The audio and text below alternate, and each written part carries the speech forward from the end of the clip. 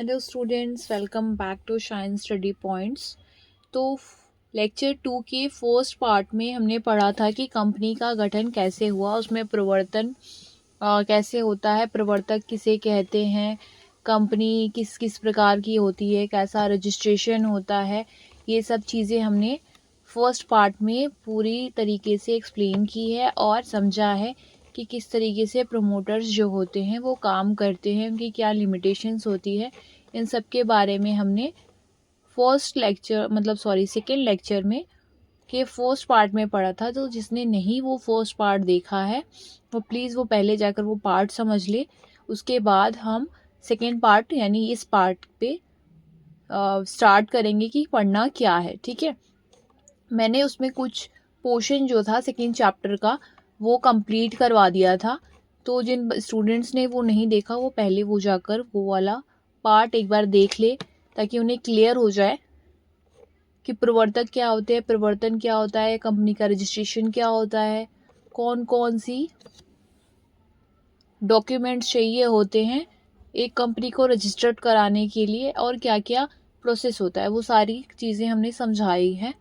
अब हम second part पे इसके जाने वाले हैं कि क्या निगमन के लिए उठाए जाने वाले कदम, मीन्स कि एक कंपनी को रजिस्टर कराने के लिए कौन से कार्य करने होते हैं, क्या क्या चीज़ें लगती है, क्या डॉक्यूमेंट्स लगते हैं, कैसे रजिस्ट्रेशन के टाइम कौन से प्रपत्र लगते हैं। ठीक है, प्रारंभिक क्रियाएं क्या होती हैं, रजिस्ट्रार के प्रपत्रों की सुपुर्दगी, फिर फीस का भुगतान करना, फिर निगमन का प्रमाण पत्र प्राप्त करना। अब देखो, प्रारंभिक क्रियाएं आपको मैं समझा चुकी हूँ कि क्या होती है। प्रारंभिक क्रिया में हमारे पास एक योजना होती है जिसके बेसिस पे हम कार्य करते हैं, चाहे कच्चा माल उठाना हो, चाहे वित्त इकट्ठा करना हो यानी पैसा इकट्ठा करना हो, या साझेदार हो, या अनुबंध बनाना हो, वो सारी चीज़ें हम पहली क्रिया में मतलब स्टार्टिंग पॉइंट पे वो कंप्लीट करते हैं। ठीक है, अब हमने सब कुछ कर लिया, अब उसको हमको रजिस्टर्ड कराना है।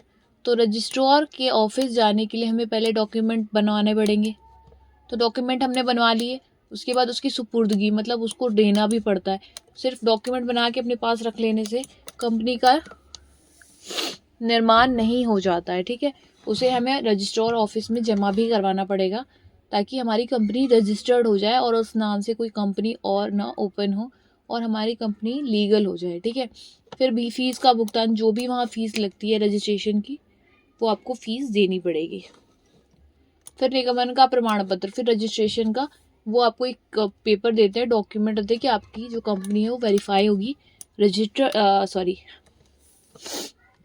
रजिस्टर्ड हो गई है, तो आप इस कंपनी में अब काम कर सकते हैं। इन कंपनी की जो अकाउंट्स है या जो भी चीज़ें हैं कंपनी से रिलेटेड सारी चीज़ें अब कार्यरत में है। ठीक है, तो कंपनी स्टार्ट हो जाती है। अब आपको मैं एक्सप्लेन कर देती हूँ कि प्रारंभिक क्रियाएं में एक्चुअली में होता क्या है, क्योंकि कभी कभी क्वेश्चंस आ जाते हैं कि रजिस्ट्रेशन कराने के टाइम जो प्रारंभिक क्रियाएं होती है या फिर रजिस्ट्रेशन की सुपुर्दगी, फीस का भुगतान या फिर उससे रिलेटेड प्रमाण पत्र, उनके बारे में ब्रीफ में पूछ लेते हैं। तो आपको पता होना चाहिए कि ब्रीफ में क्या लिखना है और क्या नहीं लिखना है। ठीक है, तो चलते हैं देखते हैं क्या है। प्रारंभिक क्रियाएं क्या है। कंपनी का रजिस्ट्रेशन उस राज्य के रजिस्ट्रार के यहाँ कराना होता है जिस राज्य में कंपनी का रजिस्टर्ड कार्यालय होता है। रजिस्टर्ड कार्यालय के विषय में प्रवर्तकों को पहले से निर्णय लेना चाहिए। अब इसका मतलब ये है कि कंपनी जिस राज्य में है उस राज्य में जो भी रजिस्टर्ड ऑफिस होगा वहीं पे जाके उस कंपनी का रजिस्ट्रेशन कराना है। तो ये डिसाइड पहले ही करना होता है प्रमोटर्स को। फिर है कंपनी का नाम निर्धारित करना है। निर्धारित फॉर्म भरकर रजिस्ट्रार से ये पूछ लेने चाहिए कि जिस नाम से कंपनी स्थापित की जा रही है वे उपलब्ध है या नहीं। क्योंकि देखो क्या होता है, मैंने आपको पहले भी बताया था कंपनी के नाम से रिलेटेड फर्स्ट पार्ट में, कि कोई भी कंपनी का आप नाम अगर आपने सोचा है तो वो आप नाम अपनी मर्जी से नहीं रख सकते हैं।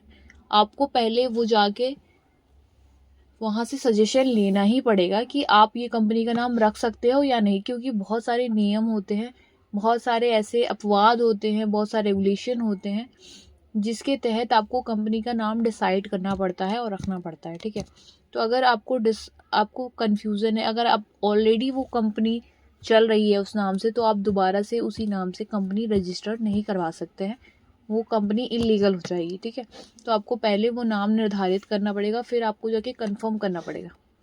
फिर ये सूचना रजिस्टर से कंपनी के प्रवर्तक ले सकते हैं। मैंने आपको बताया प्रवर्तक जो होते हैं वो कंपनी को ग्रो करने में काम करते हैं, तो वही जाके लेंगे। ठीक है, इस प्रकार के आवेदन के लिए फीस देनी पड़ती है। साधारणतः इस आवेदन के 14 दिन के अंदर रजिस्ट्रार वांछित सूचना का उत्तर भेज देता है।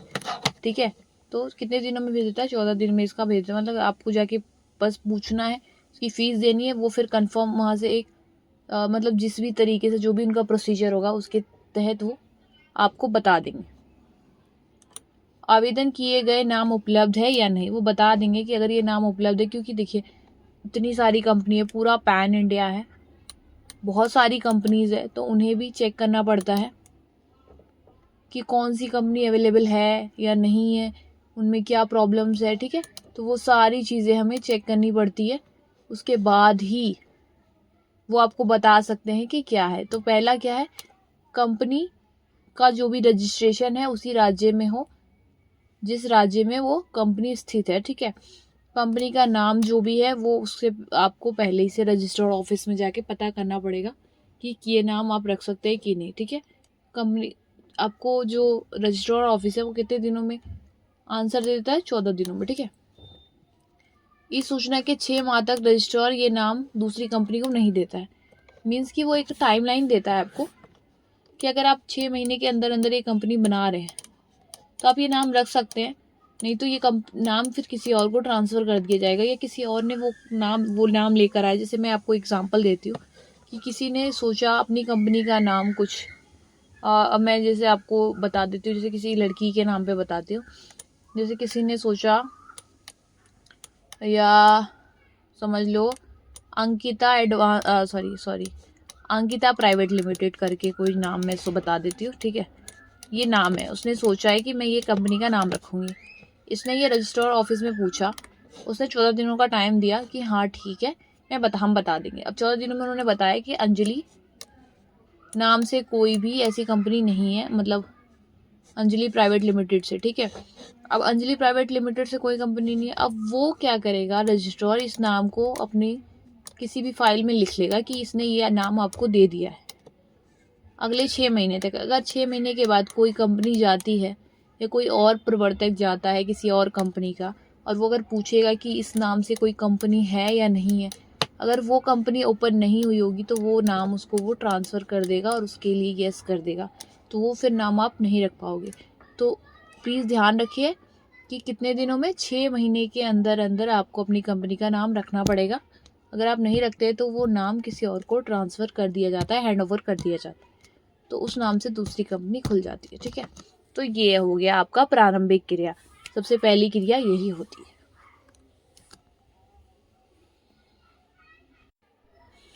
फिर आते हैं हम पूंजी निगमन के लिए पूंजी निर्गमन नियंत्रक की सहमति आवश्यक ना होना। क्या ये सही बात है या नहीं? ठीक है, तो भारत में एक कंपनी को एक निर्धारित सीमा से अधिक पूंजी का निर्गमन करना होता था, तो पूंजी नियंत्रण अधिनियम 1974 के अंतर्गत एक प्रार्थना पत्र देकर पूंजी निर्गमन नियंत्रण की सहमति प्राप्त करनी पड़ती थी। परंतु अब पूंजी नियंत्रण अधिनियम 1992, मतलब ये फिर से रिवाइज्ड हुआ है। 1974 में कुछ और नियम थे, बट 1992 में आर्डिनेंस संख्या 9 के अनुसार समाप्त कर दिया गया है। अतः पूंजी निर्गमन के लिए पूंजी नियंत्रक की आज्ञा लेने की कोई आवश्यकता नहीं है। ये कुछ रूल रेगुलेशन होते हैं कि हमें अपने पूंजी निर्गमन, मतलब कि पूंजी रजिस्टर्ड करवाने की भी ज़रूरत पड़ती है कि नहीं, कि हम जितना कैपिटल लगा रहे हैं वो भी हमें पहले शो करना होता था अपनी उस डॉक्यूमेंट में कि हम इतनी पूंजी लगा रहे हैं अपनी कंपनी में।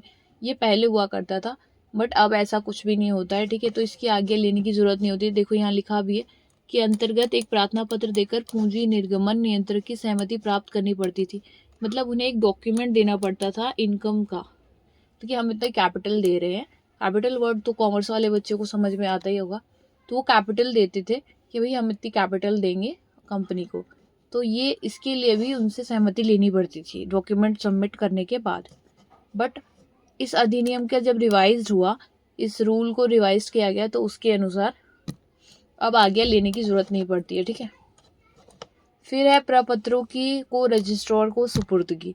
अब नाम हो गया, सब कुछ डिसाइड हो गया, आपको रजिस्ट्रार की तरफ से पता चल गया कि आप ये नाम रख सकते हैं। तो अब आपका दूसरा स्टेप क्या होगा? आपका दूसरा स्टेप होगा कि प्रपत्रों को सुपुर्दगी, मतलब जो भी डॉक्यूमेंट आपने बनवाए हैं वो रजिस्ट्रार को जाके दे दो। ऊपर दिए गए कार्य को करने के बाद उस राज्य के रजिस्ट्रार के पास रजिस्ट्रेशन के लिए आगे लिखे हुए प्रपत्र भेजने चाहिए, ठीक है, जिसमें कंपनी का रजिस्टर कार्यालय स्थापित किया जाना है, ठीक है। तो ये सब चीज़ें होती है। अब क्या है, कंपनी के निगमन के लिए आवेदन फॉर्म में दिए जाने वाला ब्यौरा। अब यहाँ पे वो चीज़ है, ये बहुत इम्पोर्टेंट है, आप टिक कर लो, कुछ भी कर लो, इसको बाद में पढ़ भी लेना कि कम डॉक्यूमेंट कौन से ज़रूरत होते हैं, ठीक है, कौन सी डॉक्यूमेंट देने हैं। फर्स्ट है कंपनी का नाम, हाँ, कंपनी का नाम उसमें होना चाहिए, श्रेणी, किस श्रेणी पे है, लाइसेंस नंबर जो आपको मिलेगा रजिस्ट्रेशन वहाँ से वो, ठीक है।